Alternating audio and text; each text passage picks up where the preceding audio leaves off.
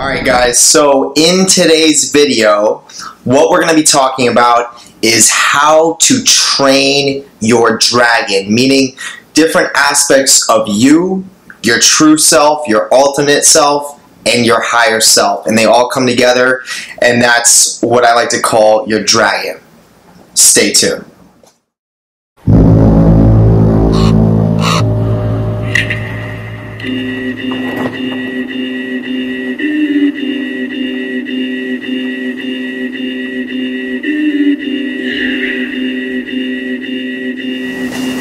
So, first thing I want to do is I want to light my incense.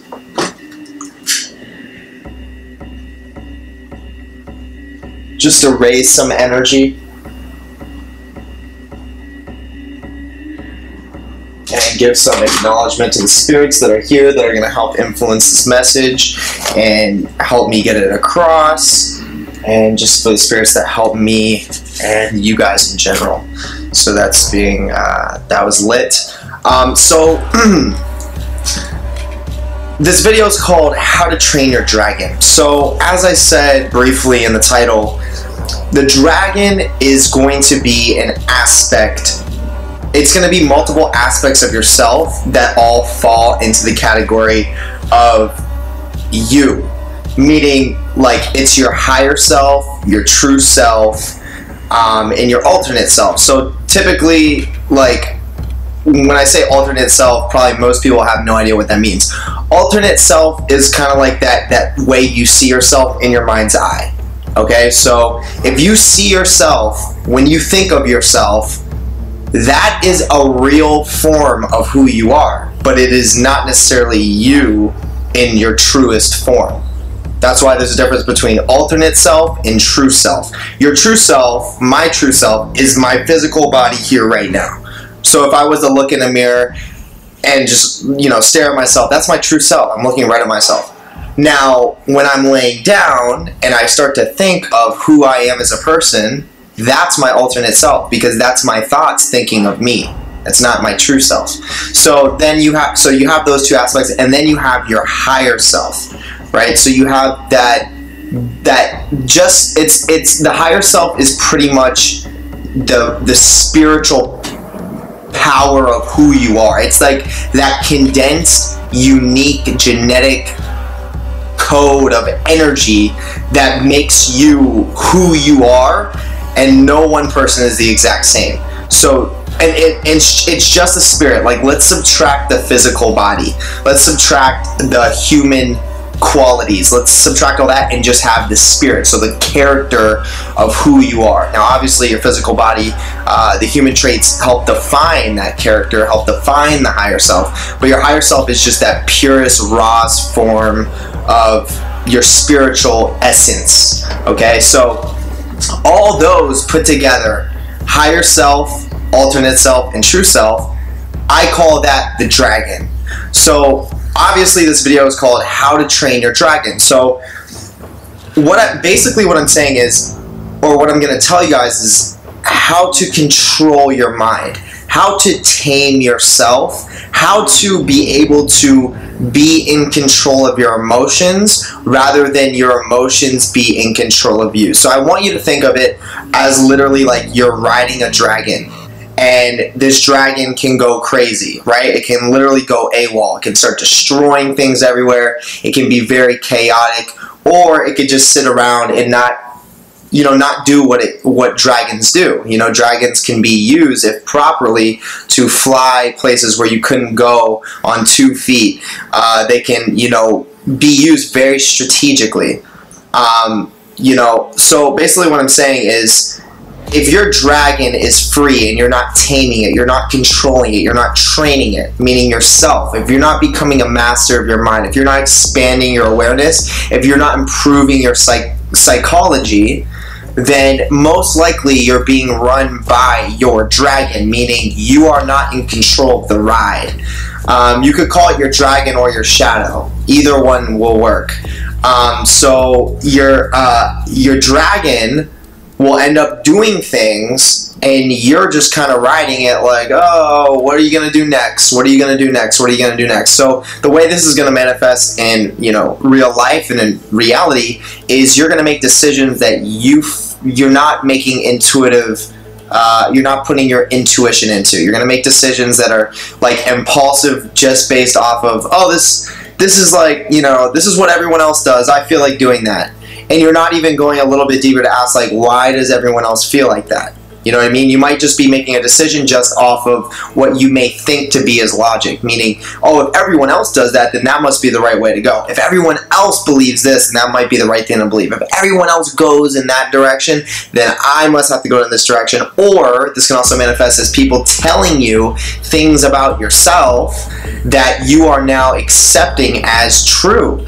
A lot of the times people will tell you certain things about yourself, and it's their own projection. It's their own influence of how they feel about themselves that they say towards you, and they may not even be that aware of how they're coming off, but in reality what they're doing is they're telling you to be more like them. Right? And this goes for, like, this happens all the time. People will tell you to be more like them, right? And most of the time, these people are fucking failures. Okay? And I mean, I'm just being straight up honest with it. A lot of the time, these people do not succeed in the areas that they're trying to tell you. It's almost like a way of, like, venting. It's a weird concept to me. Like, honestly, I mean, I think it goes really deep and gets really dark. I mean, I do know that there's levels of witchcraft that are being used on the masses and in society, and I really do believe that it plays into that. It can key into that, where people really do have this idea that, you know, they literally start speaking delusion. Like, there's no like authenticity to what people say. Sometimes, like, the masses, they literally just start speaking toxicity. It's just like pure disgusting, like nothingness. It's like they're just saying shit that, one, doesn't make sense, two, is not purpose driven, three, is weak in vibration. Like, it sounds weak. You can feel intuitively that it's weak, but they really will say it to you as if it's, like, true.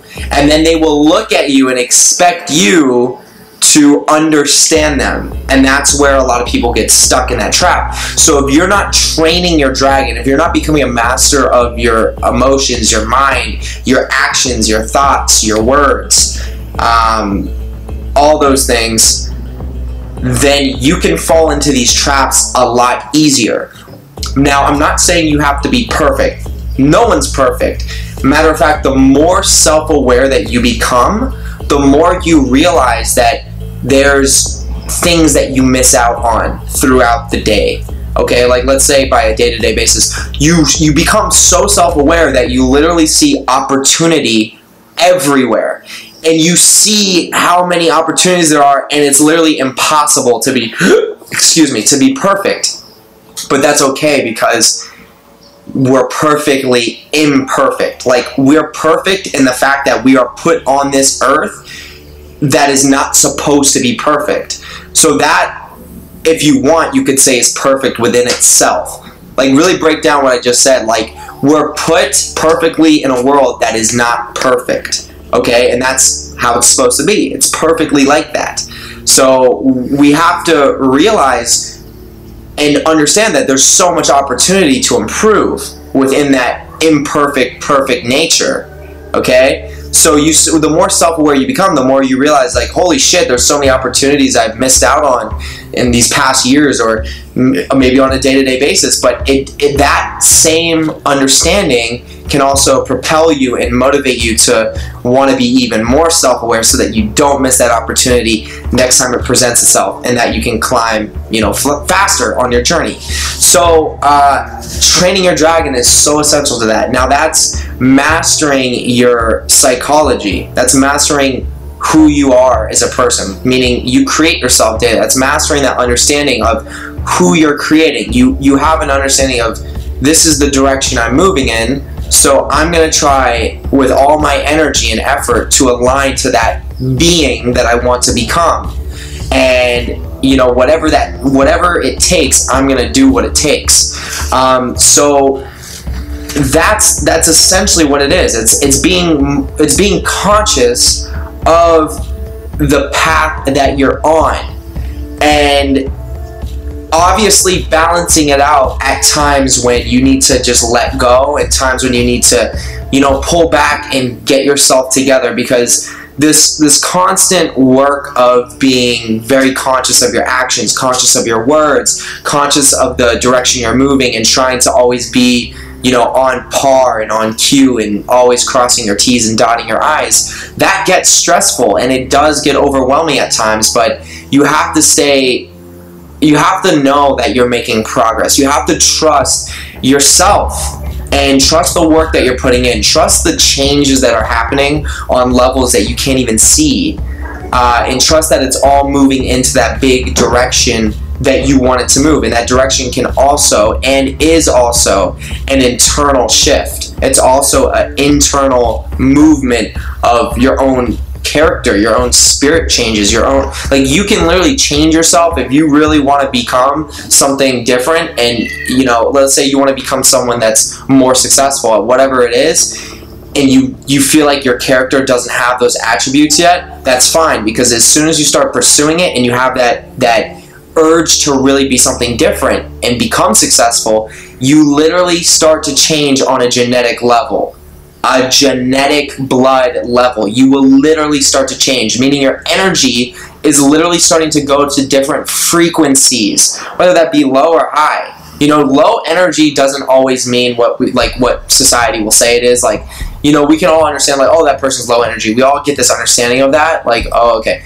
But sometimes low energy isn't a bad thing. Sometimes low energy is actually just a different shift in the polarity. Sometimes you may need to go into a certain low energy to have a certain experience or understanding that is really powerful. So don't always fall for the traps of, you always got to be high energy, you always got to smile, you always got to be happy, you always got to be this. The truth is you always got to be authentic, meaning that you have to be what you are, whatever you're feeling,